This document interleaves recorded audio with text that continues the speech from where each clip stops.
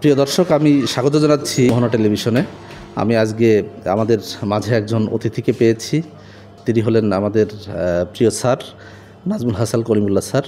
আমরা ওনার থেকে দেশের বর্তমান চলমান পরিস্থিতি নিয়ে কিছু বিষয় জানব।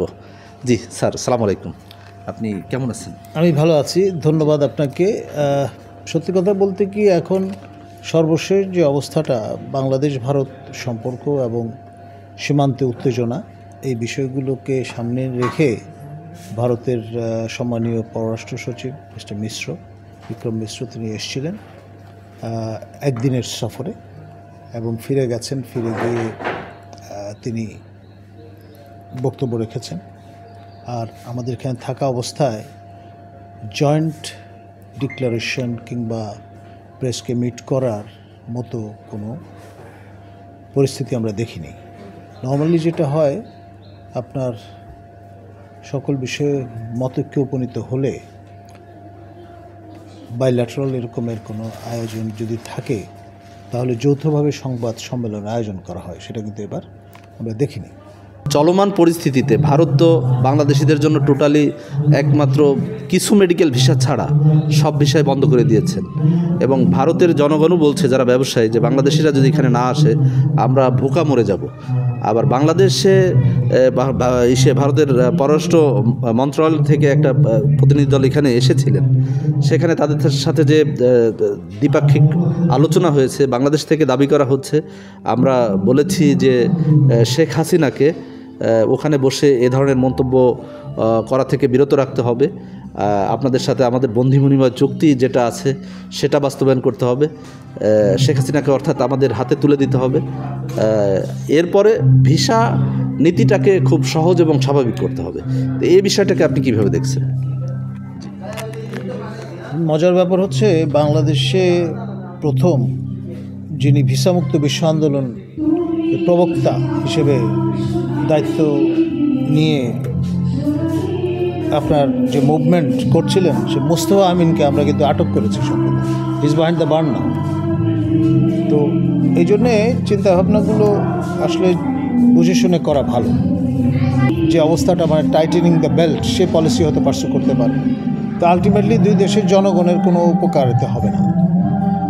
যেহেতু আমরা ইমিডিয়েট নেই, বা আমাদের যেমন ভারতকে প্রয়োজন, ভারতেরও তেমনি বাংলাদেশকে প্রয়োজন। এই বিষয়টা আমাদের সবসময় মনে রাখতে হবে। ছাত্র জনতার অভ্যুত্থান, এই অভ্যুত্থানের পরে আমরা যে রাষ্ট্র ব্যবস্থা, শাসক ব্যবস্থা পেয়েছি, আমরা একটা কথা খুব জোরালোভাবে শুনতে পাই যে আমূল পরিবর্তন, সংস্কার। আসলে যে কথা বলা হচ্ছে সেদিকে কি দেশ যাচ্ছে আপনার কাছে? দেখুন, মানে ইন্টেন্ট বা নিয়ত নিয়ে আমি প্রশ্ন তুলব না, এবং যা কিছু আমরা দেখছি তার মধ্যে সংস্কারের উদ্যোগ নেওয়া হয়েছে, কিন্তু খুব শ্লথ গতির। এবং এই যে 18 মাসে বছর বলে একটা কথা আছে বাংলায়, সেই স্টাইলে যদি সংস্কার চলতে থাকে তাহলে আমি বলবো কপালে খারাপই আছে। কারণ হলো, if you can't deliver in time, রোগী মারা গেলে পরে ডাক্তার আসলে লাভ হবে কি আমার? রাজনৈতিক দলগুলো থেকে কখনো কখনো বলা হচ্ছে যে আমরা সরকারকে যৌক্তিক একটা সময় দিব, যতদিন লাগে। আবার কখনো কখনো বলা হচ্ছে যে আপনারা দ্রুত নির্বাচন দেন। এই বিষয়টাকে আপনি দ্বৈত নীতি হিসেবে দেখেন? আমি বলবো যে যা কিছুই করেন এক রায় থাকতে হবে। একটা বাংলায় কথা আছে, সব শিয়ালের এক রাটা এক হতে হবে, তা না হলে সমস্যা। আপনার সমন্বয়হীনতা দেখা দেবে, তারপরে এর মধ্যে নানান রকমের ফাঁকফোকর তৈরি হবে, সেটা আর যাই হোক কল্যাণ বয়ে আনবে না। একদম তরুণ প্রজন্মের ছাত্র সমাজ থেকেও কিছু উপদেষ্টা পরিষদে আমরা সদস্য হিসেবে পেয়েছি। কিছু উপদেষ্টা নিয়ে একটা বিতর্কও চলছে। আসলে এই বিষয়টিকে আপনি কীভাবে দেখছেন? দেখুন, সত্যি কথা বলতে গিয়ে হাতে গোনা এই 3 জন নবীন মাননীয় উপদেষ্টা, আমাদের উপদেষ্টা আসিফ নজরুল, উপদেষ্টা আপনার আদিলুর রহমান খান, এই ধরনের কয়েকজন ব্যতিক্রম বাদে বাকি একটা লোকের মুখ থেকে কোনো আওয়াজ শুনেছেন গত 16 বছরে? আপনার হাসিনার আমলে হাসিনার বিরুদ্ধে একটা কথা বলেছেন ওনারা? রাস্তায় এসছেন, একটা মানববন্ধনে শরিক হয়েছেন, কোনো মিটিং মিছিলে তাদের দেখা গেছে? একেবারে কল স্পেড মানে পরিষ্কার করে কথা বললে কিন্তু বিষয়টা এরকম আসবে। তো সেই জন্যেই এই সমালোচনাগুলো, তারা বেনিফিশিয়ারি। নতুন করে যদি কথা বলতে হয়, এই লোকগুলো বেনিফিশিয়ারি। তাহলে এর থেকেও মানে এই আসিফ নজরুল স্যার থেকেও তো অনেক জোরালোভাবে কথা বলেছিলেন আমাদের মাহমুদুর রহমান সাহেব, আরও অন্যান্য যারা ছিলেন। তারা তো ইন্ডাক্টেড হননি। না, এখানে তো তাদের আসা প্রয়োজন ছিল। জোনায়েদ সাকি তো ইন্ডাক্টেড হননি, আসা উচিত ছিল তো। সর্বাগ্রে হইচই করেছেন আমাদের শাহ কিবরিয়া পুত্র, আপনার আমাদের বিশিষ্ট অর্থনীতিবিদ রেজা কিবরিয়া, এবং তাকে যথেষ্ট নিগ্রহ পোহাতে হয়েছে।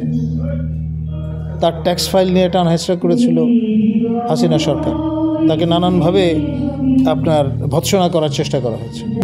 আরও বিপ্লবী চরিত্রের মানুষ দরকার ছিল, আমি এটাই বলব। তাদের যোগ্যতা নিয়ে আমি প্রশ্ন তুলব না, কিন্তু তাদের পারফরমেন্স নিয়ে আমি প্রশ্ন অবশ্যই তুলব। অর্থাৎ বিপ্লবী সরকার প্রতিষ্ঠিত হয়নি এই নেওয়ে না।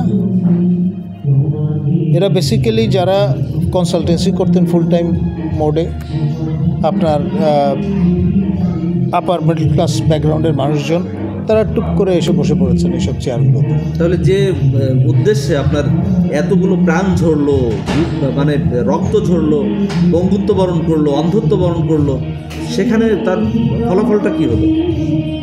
সেজন্যই তো এই প্রশ্নগুলো উঠছে। আপনার আমার প্রিয় ছাত্র আবু সাইদ তার বুকের তাজা রক্ত ঢেলে দিয়েছে। কী জন্য? সে তার জীবন উৎসর্গ করেছে প্রতিবাদের সংস্কৃতিকে প্রাতিষ্ঠানিকীকরণের প্রয়োজন, প্রতিকার নিশ্চিত করবার প্রয়োজন। এখন এই চরিত্রের মানুষদের দ্বারা আর যাই হোক, আপনি যা প্রত্যাশা করছেন তা তো ডেলিভার করা সম্ভবপর নয়। যে উদ্দেশ্যকে সামনে রেখে জীবন দেওয়া, রক্ত দেওয়া, সেটা বাস্তবায়িত হবে না বলেই মনে করছি। মানে সাধারণ মানুষ যেটা বলে, আম গাছে তো জাম হবে না, পিপলস পারসেপশনটা এরকম।